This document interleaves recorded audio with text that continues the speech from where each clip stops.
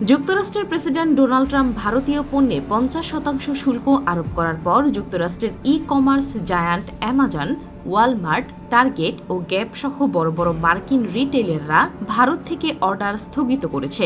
NDTV প্রফিটকে একাধিক সূত্র এই তথ্য জানিয়েছে বলে শুক্রবার 8 আগস্ট এক প্রতিবেদনে জানিয়েছেন সংবাদ মাধ্যম এনডিটিভি। ভারতীয় রপ্তানিকারকরা জানিয়েছেন, মার্কিন ক্রেতারা ইমেইল ও চিঠির মাধ্যমে পোশাক ও টেক্সটাইল পণ্যের চালান আপাতত বন্ধ রাখতে বলেছে। শুল্ক আরোপের কারণে ক্রেতারা বাড়তি খরচ ভাগাভাগি করতে অস্বীকৃতি জানিয়ে ভারতীয় রপ্তানিকারকদেরই এই বোঝা বহন করতে বলছে। বেশ কয়েকটি সূত্রের বরাত দিয়ে এনডিটিভি জানিয়েছে, ট্রাম্পের আরোপ করা দ্বিগুণ শুল্কের জেরে যুক্তরাষ্ট্রে ভারতীয় পণ্যের রপ্তানি খরচ 30 থেকে 35% পর্যন্ত বেড়ে যেতে পারে এবং এতে যুক্তরাষ্ট্রগামী অর্ডার 40 থেকে 50% কমে যেতে পারে। ফলে ভারতের 400 থেকে 500 কোটি মার্কিন ডলারের ক্ষতির আশঙ্কা রয়েছে।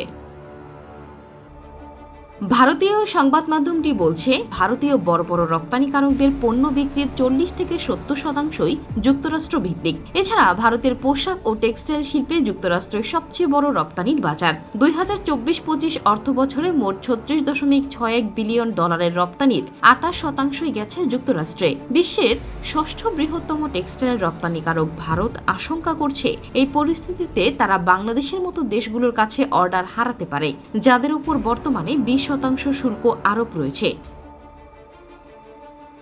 এনডিটিভি বলছে, ট্রাম্প ভারতীয় পণ্যে মোট 50% শুল্ক আরোপ করেছেন। এর মধ্যে 25% ইতিমধ্যেই কার্যকর হয়েছে এবং বাকি 25% 28 আগস্ট থেকে কার্যকর হবে। এদিকে এক নির্বাহী আদেশে ট্রাম্প বলেন, রাশিয়া থেকে প্রত্যক্ষ বা পরোক্ষভাবে তেল আমদানির জন্য ভারতীয় পণ্যে অতিরিক্ত শুল্ক আরোপ করা জরুরি ও উপযুক্ত।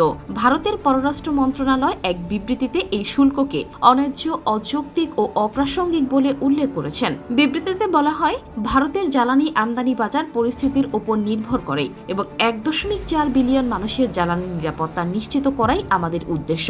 এই বাস্তবতায় যুক্তরাষ্ট্রের এমন সিদ্ধান্ত অত্যন্ত দুর্ভাগ্যজনক। ভারতের দাবি, 2022 সালের ফেব্রুয়ারিতে ইউক্রেন যুদ্ধ শুরু হলে ইউরোপে সরবরাহ মোড় ঘুরে যাওয়ায় তারা রাশিয়া থেকে তেল আমদানি শুরু করে। তখন যুক্তরাষ্ট্র এই আমদানিকে সমর্থন জানিয়েছিল, যাতে বৈশ্বিক জ্বালানি বাজার স্থিতিশীল থাকে।